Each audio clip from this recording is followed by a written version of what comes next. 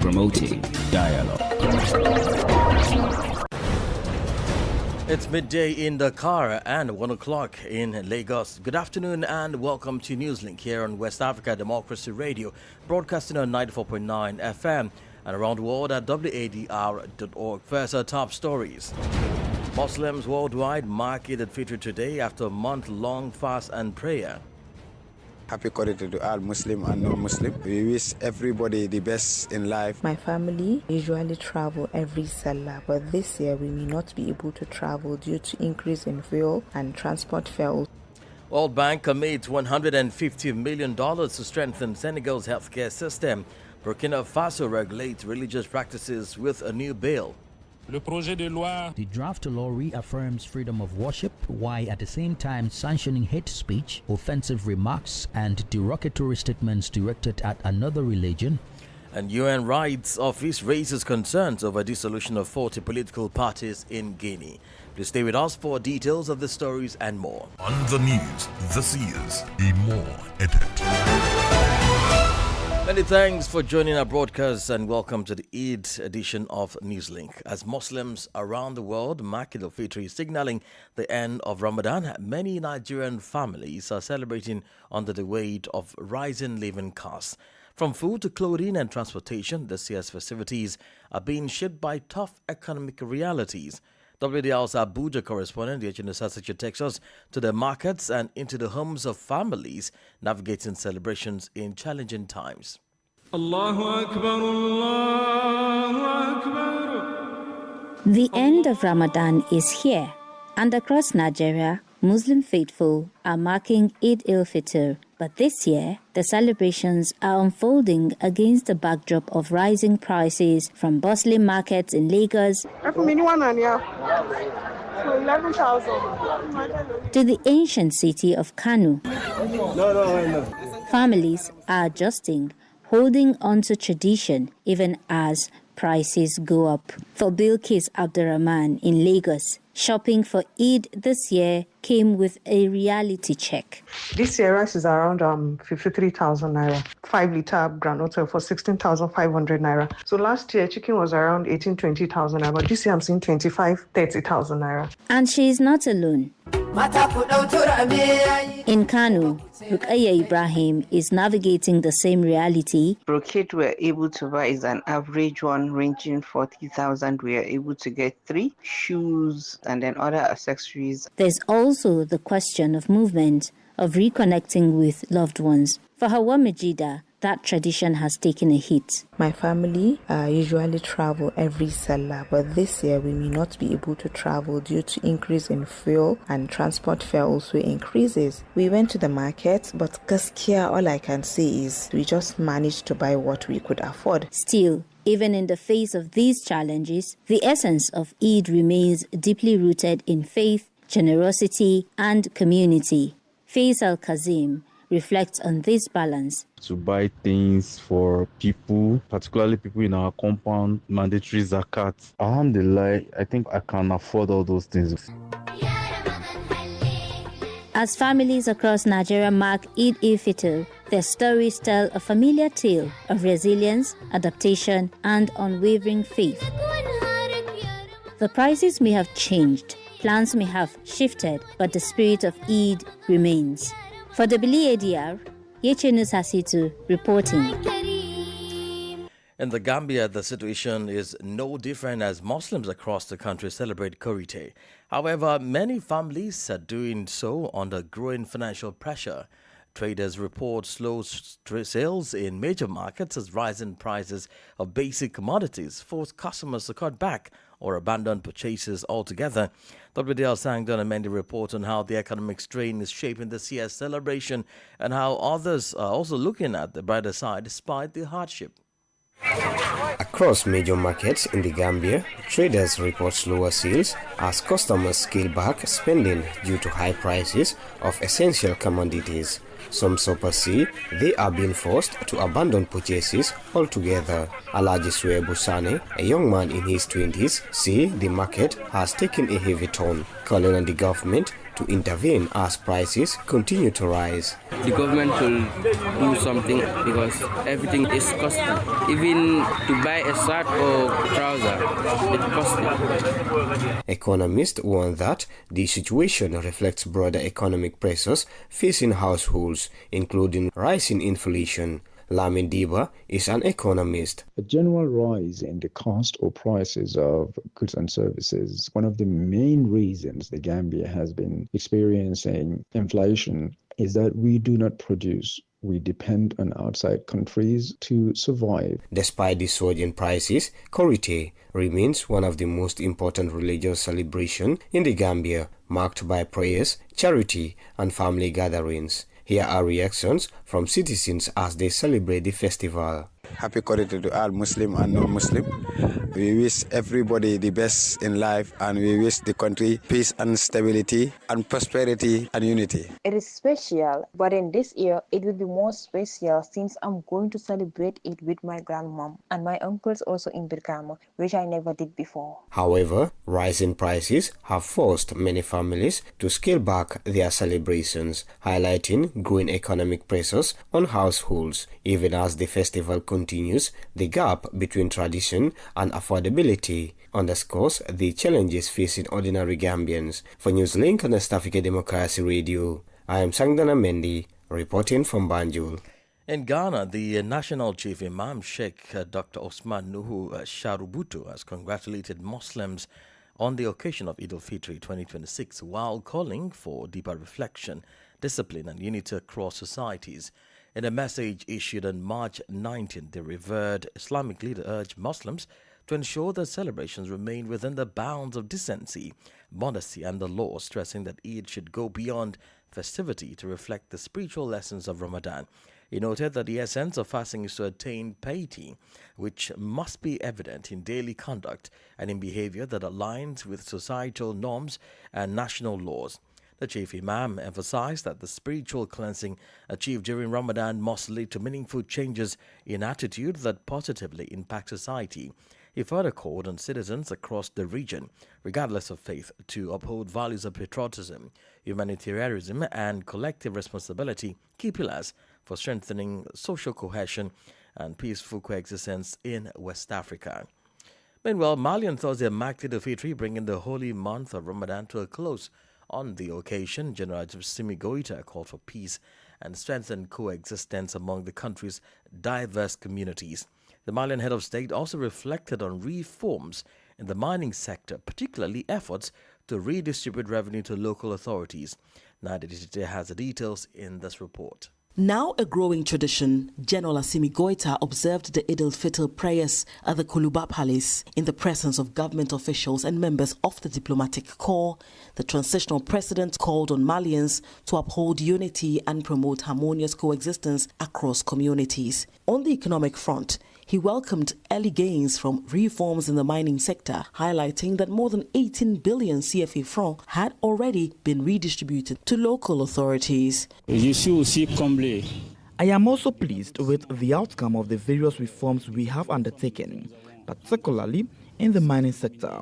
We are beginning to see the benefits reaching our different municipalities, and this is a strong signal for the local development of our communities. It also supports and confirms the belief that our good will truly benefit the Malian people. The president also reaffirmed the commitment of the armed forces in the ongoing fight against terrorism. He further pointed to the establishment of the Observatory for Peace and National Reconciliation, an institution mandated to strengthen stability and social cohesion. This new structure will be an essential mechanism for promoting peaceful coexistence, strengthening the social fabric, and above all, ensuring the stability of our country.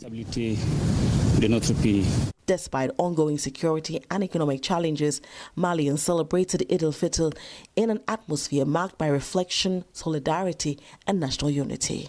Our Bamako correspondent Ali Cham's report there and voiced by Nadia Dite.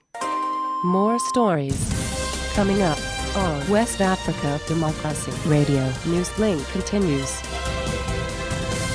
Away from the Eid celebrations, but still staying on religion-related matters, in Burkina Faso, authorities are moving to regulate religious practices following the adoption of a draft bill on Thursday at the Council of Ministers meeting.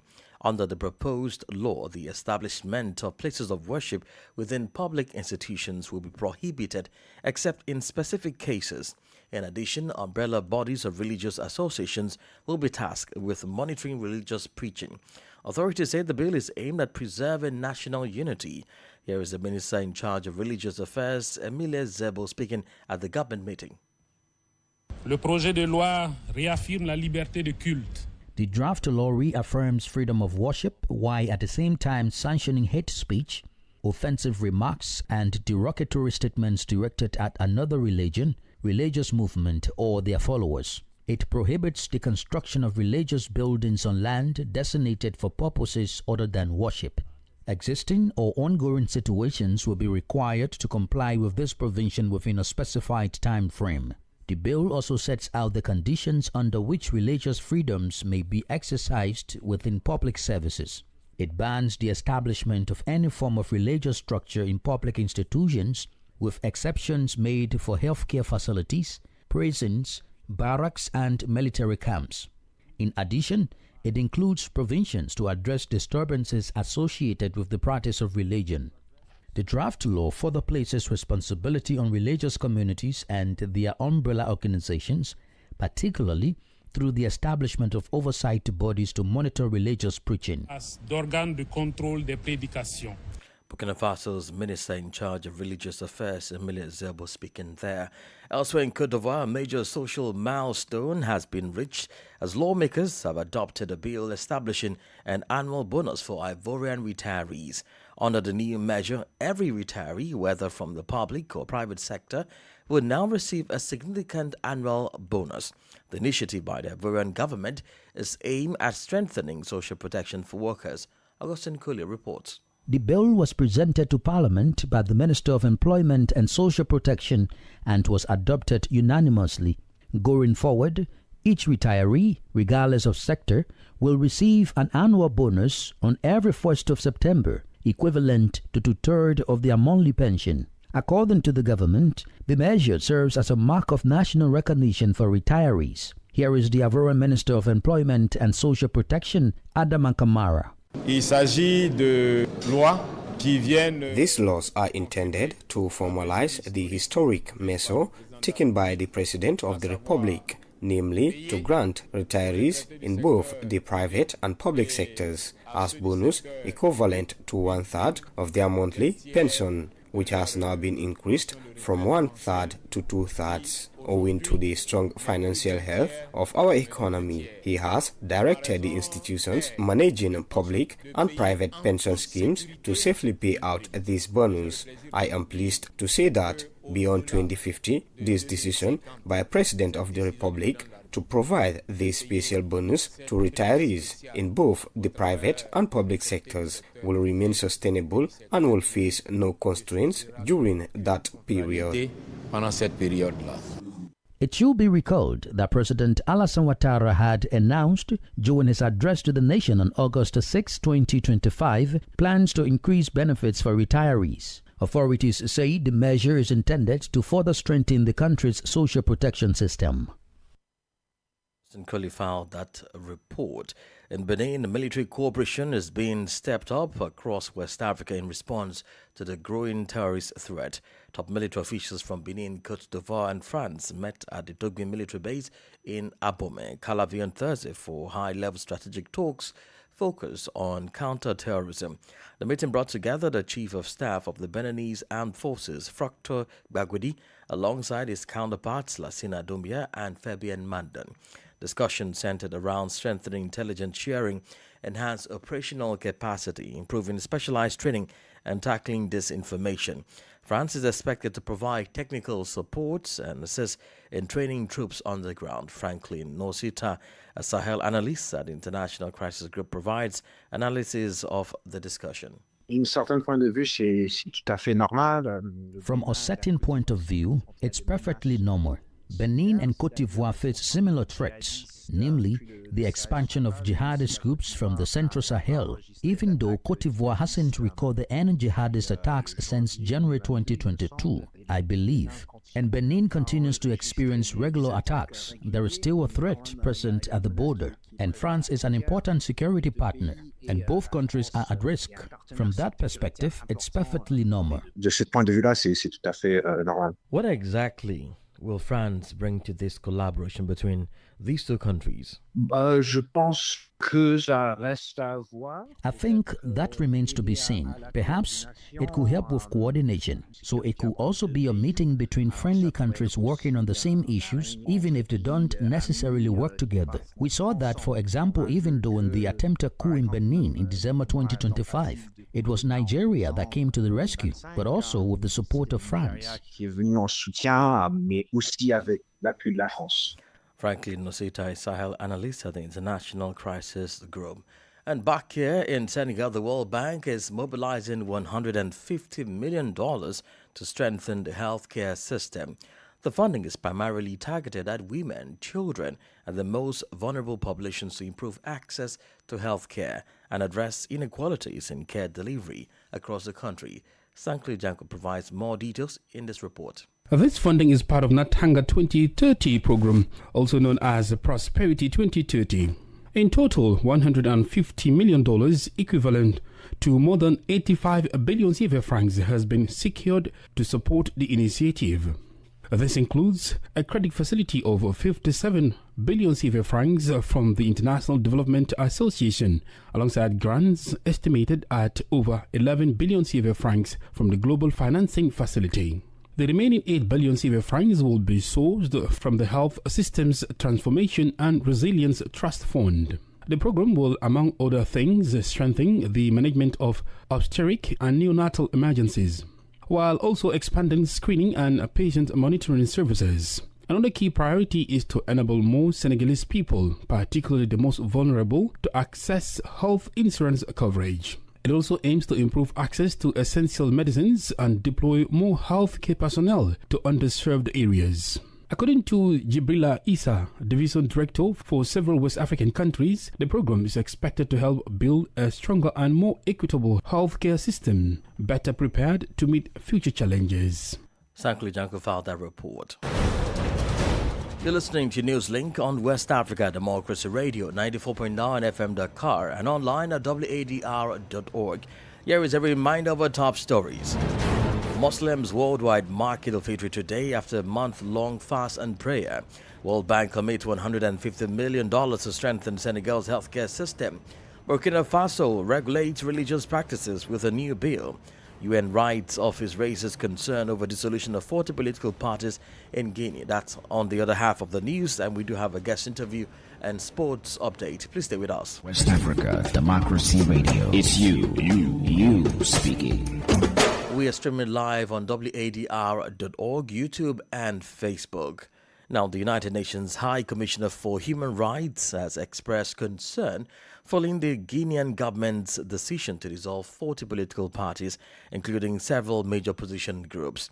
In a letter addressed on Thursday to Prime Minister Amadou Barry, the UN body urged authorities to ensure respect for legal and democratic principles, particularly in the lead-up to upcoming elections. Christopher Teacher reports. In an official correspondence dated Thursday, March 19, the United Nations High Commissioner for Human Rights reacted to the dissolution of 40 political parties in Guinea.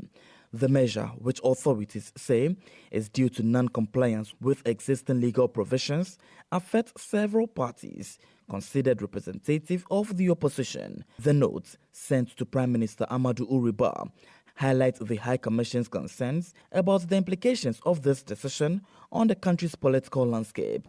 The UN body also recalled that the affected political parties have a 6-month deadline to comply with administrative requirements set by the Ministry of Territorial Administration and Decentralization, a deadline that runs until the end of May.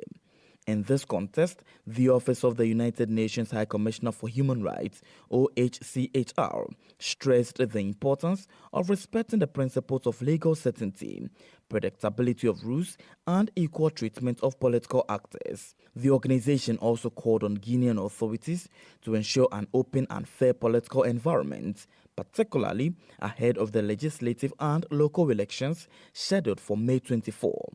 The High Commissioner also reminded that freedom of association and freedom of expression are fundamental rights enshrined in the International Covenant on Civil and Political Rights, a treaty ratified by Guinea.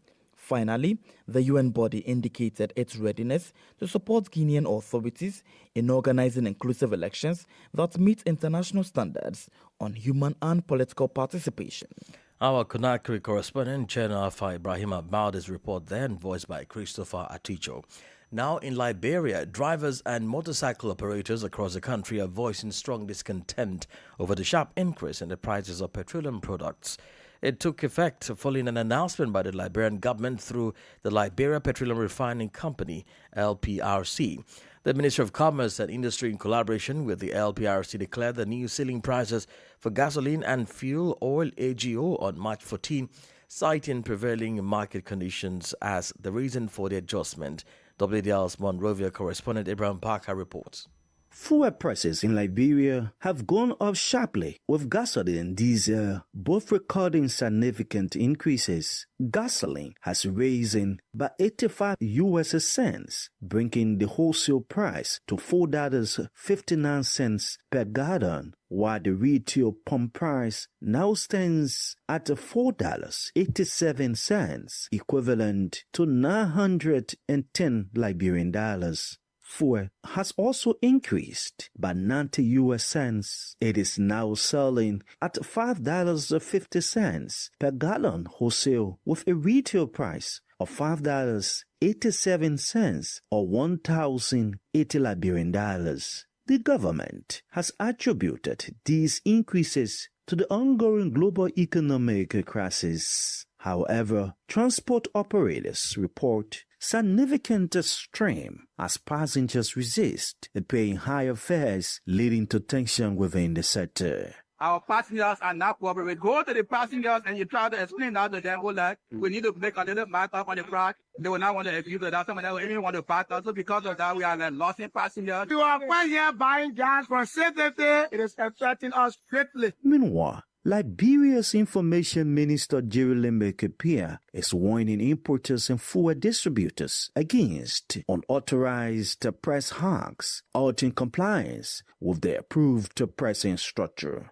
Any importer who tries to create any semblance of artificial structure, their operational license will be revoked. As Liberia grapples with these rising fuel costs, the government's response and the resilience of its transport sector will be crucial in mitigating the economic impact on everyday citizens. For Newslink on WADR, Abraham Parker, Monrovia. Politics, analysis on major news, social matters, and all. This is The Guest. Now let's bring you an analysis of Thursday's tripartite meeting in Cotonou, which brought together the chiefs of staff of the French, Benin and Ivorian armed forces. The discussion focused on joint initiative to combat terrorism in the sub-region. Meeting at the Togbin Barracks in Abomey-Calavi, the high-ranking officers developed strategies for effective collaboration. We spoke with Franklin Osita, a Sahel analyst at the International Crisis Group. From a certain point of view, it's perfectly normal. Benin and Côte d'Ivoire face similar threats, namely the expansion of jihadist groups from the Central Sahel, even though Côte d'Ivoire hasn't recorded any jihadist attacks since January 2022, I believe. And Benin continues to experience regular attacks. There is still a threat present at the border, and France is an important security partner, and both countries are at risk. From that perspective, it's perfectly normal. What exactly will France bring to this collaboration between these two countries? I think that remains to be seen. Perhaps it could help with coordination. France is already, as I said, very involved in security cooperation in both countries. So it could also be a meeting between friendly countries working on the same issues, even if they don't necessarily work together. We saw that, for example, even during the attempted coup in Benin in December 2025. It was Nigeria that came to the rescue, but also with the support of France. And France could certainly help in the areas of intelligence and operational capacity building. How, in particular, could this help Benin to confront the terrorist threats in its northern region? Absolutely. In fact, France has been doing this for several years now. They have training programs, provide equipment, and maintain a presence. But especially in Benin, where the armed forces still need more to face the threats, given that when the crisis began in the early 2020s, the Beninese army was perhaps under-equipped and lacked sufficient resources, both material and human, to confront the threats. Even though they have made progress since then, there is still work to be done. Now, given that this collaboration does not include Sahel countries, can Benin manage these security challenges without the collaboration of its neighbors, Niger and Burkina Faso? Yes, exactly. I think it's not insignificant that Benin is working with France and Cote d'Ivoire. I think any help in this crisis is welcome and desirable. But indeed, as you said, strategically, Cote d'Ivoire doesn't border Benin. The jihadist threat in Benin comes mainly from the two countries you mentioned, Burkina Faso to the north, given that relations between Benin and Niger on one side, and Burkina Faso and Cote d'Ivoire on the other, and then the two Sahelian countries and France, the former colonial power and former ally before the coups of the 2000s, are not good at all. We can't imagine that this meeting would do much to improve cooperation between Benin and the Sahel countries. Franklin Nosita, the Sahel analyst at the International Crisis Group. In sports, Guinea Football Federation has urged the Confederation of African Football (CAF) to review the 1976 AFCON outcome, citing Morocco's walkout and a recent ruling against Senegal. The call follows CAF's decision to overturn the 2025 AFCON result as sanction on Senegal for a walkout despite winning on the pitch. Guinea said similar disciplinary standards should apply to historical matches. The Federation referenced the decisive 1976 clash between Morocco and Guinea played under a 4-team round-robin format. Morocco needed a draw while Guinea required a victory to win the title. Guinea led in the 33rd minute through Sherif Soleimani. Moroccan players briefly walked off in protest over a refereeing decision, but later returned to continue the match. Ahmed Makrou equalized in the 86th minute, ending the game 1-1. Morocco topped the group with 5 points to win the title, while Guinea finished second. Guinea argued the incident should be reassessed using principles applied in the 2025 ruling. It added that retroactive sanctions should apply where teams left the pitch during play. CAF has yet to respond to Guinea's request. Meanwhile, World Football Governing Body FIFA has introduced a new rule requiring all teams in its women's competitions to include female coaches on their technical benches, a move that could significantly impact the development of women's football in Nigeria. Under the regulation, every team participating in FIFA women's tournaments must have at least one female head coach or assistant coach. In addition, a minimum of 2 women must be part of the match day bench staff. The policy will take effect immediately, beginning with this year's Under-17 and Under-20 Women's World Cups, as well as other global competitions.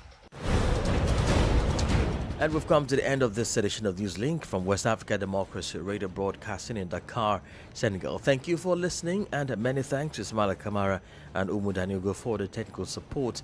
Let's keep the conversation coming in all of our social media platforms, X, Instagram, TikTok, at WDR English. I am Imo Edet. Good afternoon.